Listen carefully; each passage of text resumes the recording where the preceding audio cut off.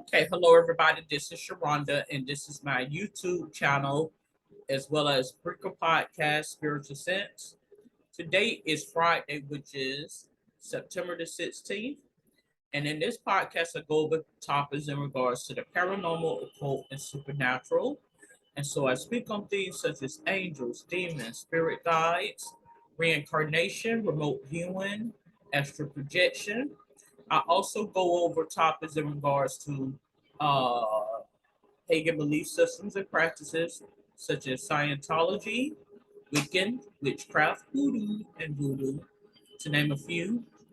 As I state in any of my podcasts or YouTube presentation, this podcast as well as this YouTube channel is for entertainment purposes, okay? So it's basically an open social discussion on those topics. Now, if you have a topic or a story that you would like me to relate on this podcast as well as YouTube channel, comment in the comment section below, okay? So today's topic, we're going to speak about fallen angels. What is a fallen angel? Well, let me pull up the definition as defined as to what a fallen angel is. Okay, so a fallen angel is, it mentions in Christian, Jewish, and Muslim tradition, an angel who has rebelled against God and was cast out of heaven, such as Lucifer.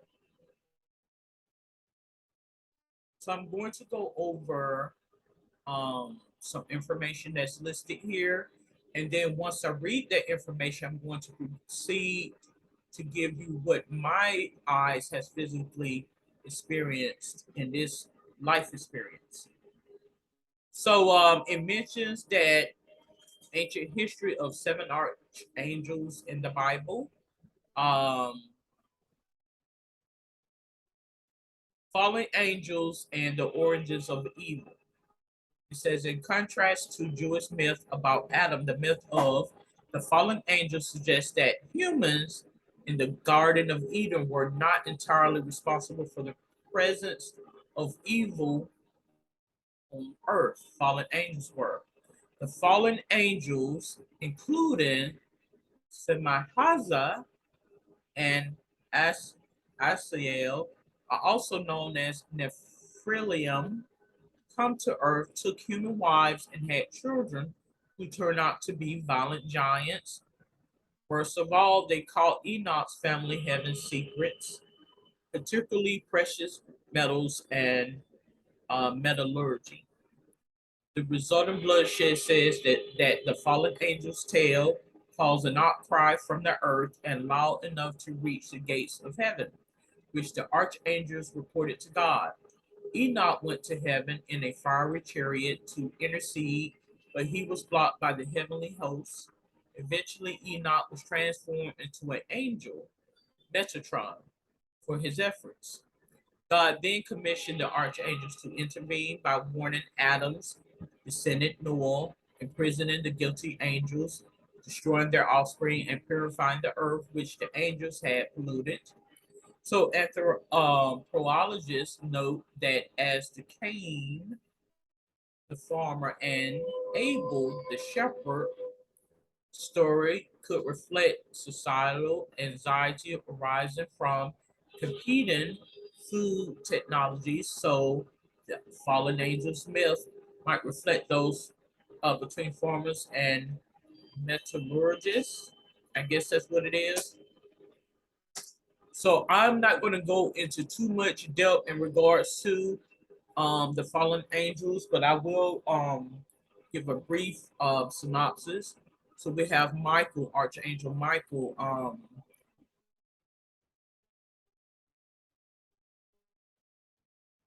who is an advocate for the people of Israel. It mentions that he appeared to Daniel in visions while in the lion's den and leads God's army with a mighty sword against Satan in the book of Revelation. We go to Gabriel, um, which is translated as strength of God, hero of God. Um,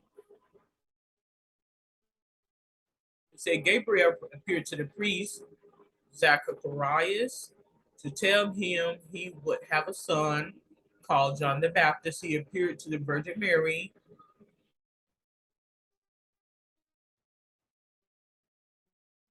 It says he is the patron of sacrament of baptism, and occult sets connects Gabriel to Monday and the moon. Raphael, name translates to God heals or God's healer. He is the patron of the sacrament of reconciliation and connected to the planet Mercury and Tuesday.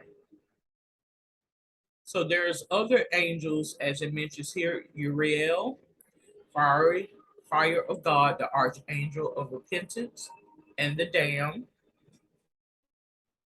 He is the watcher assigned over Hades, the patron of sacrament of confirmation. In the occult literature, he is connected with Venus and Wednesday. Raguel, friend of God, archangels of justice and fairness, patron of the sacrament of holy orders. He is associated with Mars and Friday in the occult literature. Zerachiel, God's command. This archangel is God's judgment and the patron of the sacrament of matrimony. In occult literature is associated with Jupiter and Saturday. Remiel, thunder of God, mercy of God, compassion of God. This archangel is of hope and faith, archangel of dreams, as well as a patron of saint of the sacrament of anointing the sick, and connected to Saturn, and Thursday is in the occult six. So that's the information that it has listed there in regards to our angels. Again, fallen angels are beings who decided to rebel against God and were thus cast out of heaven. We have a verse here, Jude 1:6, chapter 1, verse 6. Because they rebel against God, they will face eternal punishment and torment. 2 Peter chapter 2, verse 4. Because they have no eternal hope, it is their mission to drag as many people as possible with them into the eternal doom. What makes an angel fallen is what it has indicated here. Many believers and non-believers alike may wonder what criteria is in place to determine what makes an angel a fallen angel. Well, rebelling against God, it tells of 1/3 of the angels that did so. Revelation chapter 12, verse 14, where it mentions about Lucifer, later known as Satan. Because of Satan, envious of the worship of God, decided to secede from heaven and take a portion of the inhabitants with him. If an angel followed Satan during his initial rebellion, they fall under the category of a fallen angel. Secondly, they have their eternal fate sealed in the lake of fire. Revelation chapter 20, verse 10. Because of their rebellion against the Almighty, they await their fate of eternal doom. They know of this ending and shudder. This brings us to a final point. They wreak havoc and cause division because they know of their eternal fate due to their rebellion. They will try to drag down as many souls as possible with them. This means they will influence, tempt, persuade, coerce, and even possess non-believers to sway them away from coming to know the Lord. Um, so there are some verses mentioned here. Revelations 12:9 describes Satan and his angels being thrown to earth from heaven because of their rebellion. Matthew 25:41 describes the punishment of Satan and his angels will endure of the eternal fire. Revelations 12:4 through the metaphor of stars indicates Satan swayed 1/3 of the angels of heaven to rebel against God. So I'm not going to go too in depth with this. I'm going to go on this website about fallen angels in Abrahamic religions. Fallen angels are angels who were expelled from heaven. Fallen angels appear neither in the literal term fallen angel appears neither in the Bible or other Abrahamic scripture, but it is used to describe the angels cast out of heaven and angels who sinned. So the ideal of fallen angels derived from the book of Enoch, which is a Jewish pseudo paragraph, or the assumption that the sons of God mentioned in Genesis are angels. In the period immediate preceding the composition of the New Testament, some sects of Judaism, uh, as well as many Christian church fathers, identified these same sons of God as fallen angels. During the Second Temple period, the biblical giants were sometimes considered the monstrous offspring of fallen angels and human women. In such accounts, God sends great deluge to purge the world of these creatures. Their bodies are destroyed, yet their peculiar souls survive. They're after roaming the earth as demons. Rabbi Judaism and Christian authorities after the third century reject the Enochian writings and the notion of an illicit union between angels and women producing giants. Christian theology indicates the sin of fallen angels occurred before the beginning of human history. Accordingly, fallen angels became identified with those led by Lucifer in rebellion against God, also equated with demons. So, evidence for the belief in fallen angels among Muslims can be traced back to reports attributed to some of the companions of Muhammad, such as Ibn Abbas and Abdullah ibn Masud. On the other hand, some um, Islamic scholars oppose the belief in fallen angels by stressing the piety of angels supported by verses of the Quran, such as 1649 and 66:6. Although none of these verses declare angels as immune from sin. One of the first opponents of the concept of fallen angels was the early and influential Islamic ascetic Hassan al-Basra. To support the doctrine of infallible angels, he pointed at verses which stress the piety of angels while simultaneously reinterpreting verses which might imply acknowledgement, of fallen angels. For that reason, he read the term Malaika in reference to Harut and Marut, two possible fallen angels mentioned in 2102 instead of Mahakar, depicted them as ordinary men and advocated the belief that Iblis, as a jinn and never been an angel before. The precise degree of angelic fallibility is not clear even among scholars who accept the fallen angels, according to a common assertion. Impeccability applies only to the messengers among angels or as long as they remain angels. So it goes on and on Wikipedia. As you know, the information can be very extensive um in regards to fallen angels. I honestly feel that fallen angels are essentially demons. I honestly feel as though um it's a duality, it's a battle within so-called angels, as we say. Um the term Satan and devil, Lucifer, is the same difference. I said they're two faces, they're two headed, they could be restored. That means it's the same thing. An angel can fall down as a demon when it does things that is not in favor. And although I do feel as though they could be restored, I think this is a continuous cycle. As you will begin to see hell, devil, Satan It's a state of mind. It is God by way of. So they are not apart from sin. They are not. They are. They are. As we are in this flesh. They themselves are presented with temptation as well. Now I do feel as though you have some that are almost perfect and they know no other way. This is my job. This is what I've been deemed to do, and I don't deviate from that. But I do feel as though you have different classes of them, such as we have here. And I do feel as though they can be tempted and they can be set up.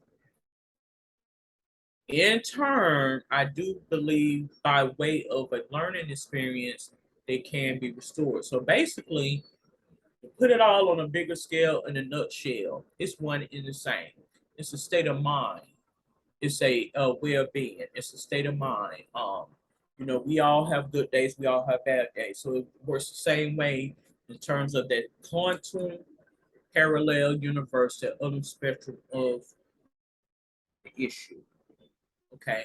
Is there such thing as a devil or a Satan? I think there are many gods and goddesses. I think, in essence, all of them have assigned duties to do, um, whether it be favorable or unfavorable. So it's all in what you make it. If you choose to be on to the right or you choose to be on to the left, you can be restored essentially if that's what the desire is to do, to be restored in this life experience.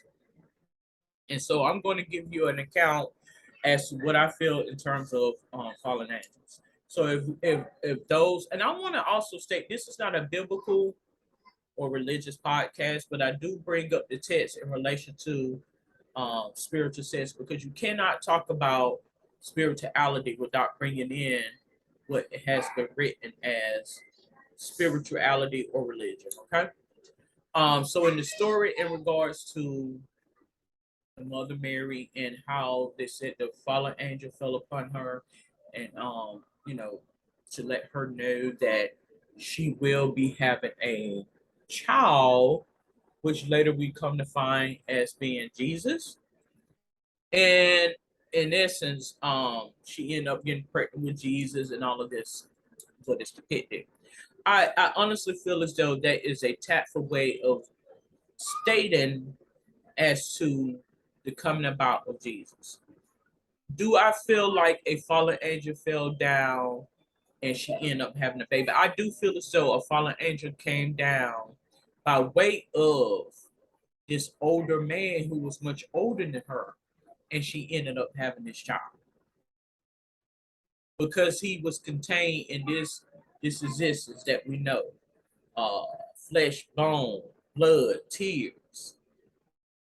He was he was had the same way we were had, meaning he was conceived in the same manner that we was conceived. And oftentimes I do feel as though when it's a message to be conveyed, God will allow angels to inhabit individuals, and you will begin to see in a different sense of the matter. And I think, in essence, God will attach certain features of people to where you will know what this is. This is apart from what is written. This is apart from what is popular. This is apart from what is acceptable. And I think that was the case in the instance with Jesus. Like, he would defy logic. It would defy reason. It would defy science, as we know science to be. So it would have you scratching your head going, maybe it is something to this angel or this parallel existence that I never even fathomed or even thought about.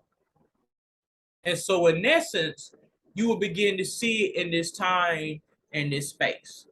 When the eyes have been conditioned to see in that spiritual sense of the matter, God will slow it down to you. It's you can go get an eye exam, you can go get a medical exam, you could go and whatever test or equipment that is used in healthcare to see what that is that I'm experiencing. This is called God. Just in case you don't know,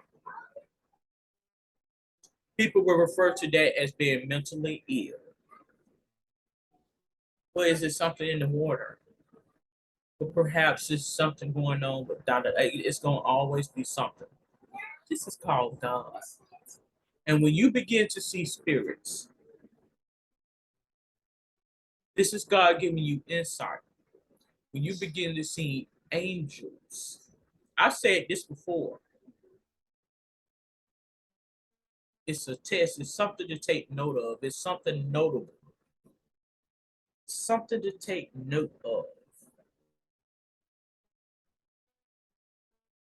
It's something to take note of. I've had, a couple of people over the last few years to tell me accounts as to seeing angels, how I don't know how I was taken out of my accident when it occurred. Well, I seen a man come out of nowhere and he virtually disappeared. No one else seen him. I drove in front of somebody and I just knew I was gone. And somehow I defied reason. I defied logic. I defied the laws of physics. How do you explain that? You watch too much unsolved mysteries. You watch too much TV. The TV is God. This is God. Everything is God. You will begin to see synchronicity, serendipity. He will defy the laws as we know the laws to be. So it'll have you scratching your head. Uh-huh. It's inexplicable, unexplainable, paranormal, supernatural. People will say you're crazy. People will, say that you're mentally ill. But when you have several people that saying the same similar things, it's something notable, something to take note of. That's what the seriousness of the situation is. This is nothing, and I could be a sarcastic person, I could be a humorous person, I could be, I like to laugh and stuff like that. But this right here is not a this is not a laughing matter. This is no exaggeration. This is no ploy to get attention. I'm not asking nobody for no donations. I'm not asking to be sponsored. This is called God, is what it's called. And once you have received that opening, that spiritual awakening, and that spiritual insight, you will begin to see things in a whole different manner. I kid you not, there is no exaggeration. It's nothing to laugh about. It's nothing to joke about. This is the seriousness of the matter. To actually defy reasoning, to actually defy laws of physics, to actually defy what we have deemed here as laws. You're going to begin to realize who Nikola Tesla is. You're going to begin to realize who Albert Einstein is, Frederick Douglass, Harriet Tubman, just to name a few, Abraham Lincoln. This is God by way of.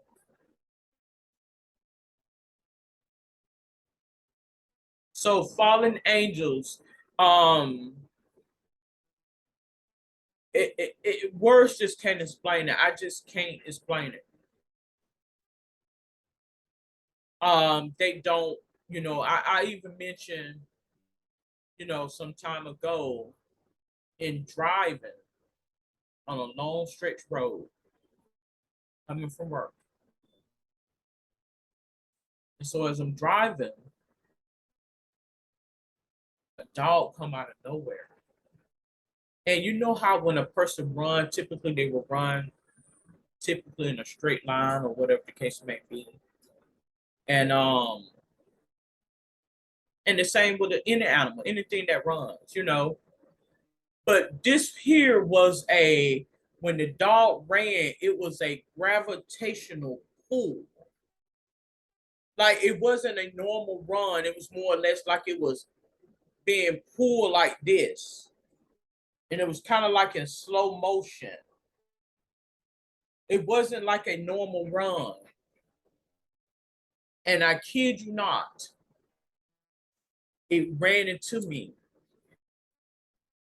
But I did not, I seen it being pulled towards me. And I heard and a boom. But I did not run it over. And when I looked back, I didn't see it. And I mentioned before, you know, some time ago, that I believe that spirits, particularly demons, can materialize. I kid you not. This is no exaggeration. So let's proceed because since we're speaking on fallen angels, which essentially are demons, but it's in a different context, I'm going to look up, can demons materialize?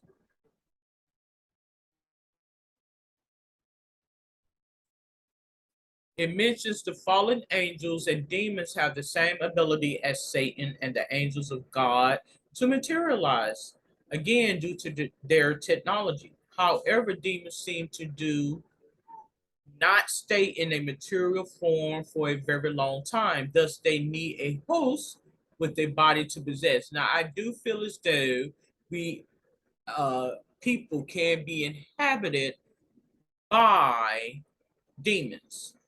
But this is different. This is apart from being inhabited by a demon or a demonic force or spirit. I'm talking about just appear before your eyes, like abracadabra type of stuff.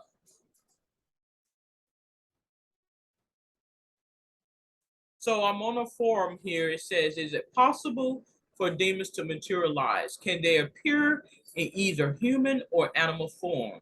Though we know that demons can possess humans, exactly. Is it possible for them to create some physical form and simply appear? So it mentions here there's no clear biblical evidence. As we look through the pages of scripture, we find no clear example of a demon materializing. Being disembodied spirits, there is no indication that they have the power to create some human form in which to appear. This would be beyond their capabilities. Need bodies to work evil. Now, I do believe that according to what is written, by and it's a Bible form where they're asking questions to. I'm assuming this to be a pastor. I'm going to tell you, people can be inhabited or possessed by a demonic spirit. But the question is, can they just materialize like abracadabra? You ready for the answer? Yes, they can. And that is no joke. I am not playing with you. I'm not lying to you. I don't do drugs. I don't drink too often. Maybe 2 or 3 drinks a month, if that. My blood sugar is fine. I've ate before I started doing podcasting. As a matter of fact, I don't even have any salt around. I got to go get some salt. Yes, they can. I go get annual exams on my eyes every year. Uh, Contacts, glasses, all the whole nine. Yes, they can.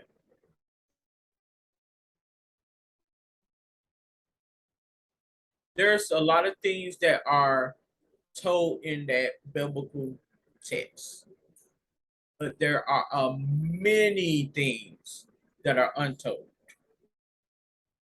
And I think that leads up to why there are chapters that are missing out of the biblical text. Honestly and truly. Because once you see in that existence, and once the knowledge has came to you, it ain't no laughing matter. It is serious business. So that leads me up to feeling as though and knowing why there's so much extravagance around those who are into pastoring or preaching, Bible teaching, and such. If I'm going to deal with this, well, I want to get upset for it. It's no joke. It's no laughing matter. I'm not playing with you. You know, I don't even think, as I said before, 3 or even 5 people listen to my podcast or watch my YouTube channel. And that is fine.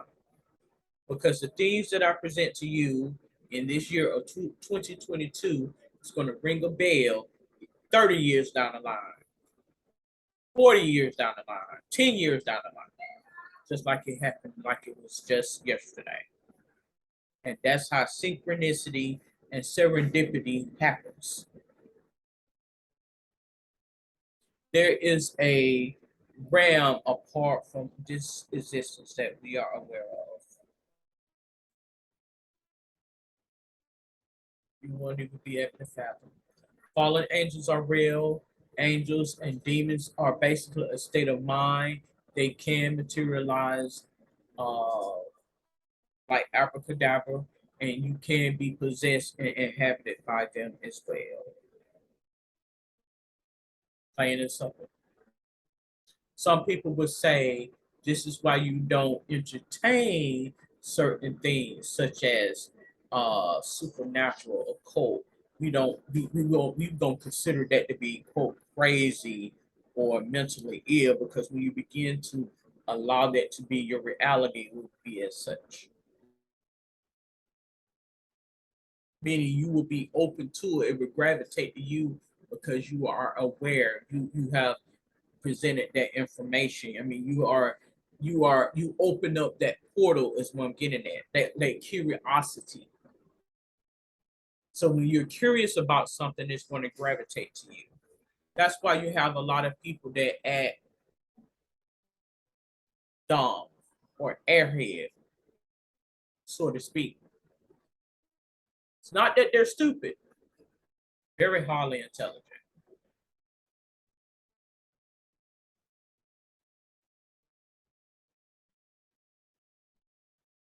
Very highly intelligent.